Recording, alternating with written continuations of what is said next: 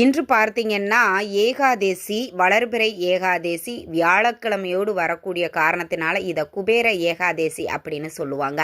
இந்த ஏகாதேசியில் வீட்டில் பெருமாள் படத்திற்கு முன்பாக இந்த ஒரு தீபத்தை ஏற்றி வழிபாடு செஞ்சீங்க அப்படின்னா 16 வகையான செல்வங்களும் உங்களை வந்து சேரும் அப்படிங்கிறது ஐதீகம்.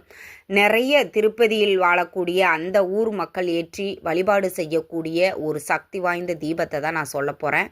என்ன தீபம் அப்படின்னா மாவிளக்கு தீபம். இந்த மாவிளக்கு தீபத்திலே நம்ம என்ன பண்ணுவோம், 2 மட்டும்தான் நம்ம இந்த பக்கம் வந்து நம்ம ஊர்களில் போடுவோம்.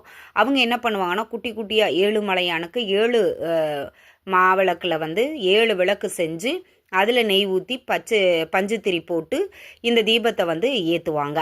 இந்த தீபத்தை நீங்கள் இன்றைய தினம் மாலை 6 மணிக்கு மேலே ஏற்றி பாருங்கள். உங்கள் வீட்டில் எவ்வளோ வறுமையில் இருக்கிறீங்க, எவ்வளோ கஷ்டத்தில் இருந்தாலும் அது அனைத்தையும் நொடி பொழுதில் பெருமாள் தீர்த்து வைப்பார்.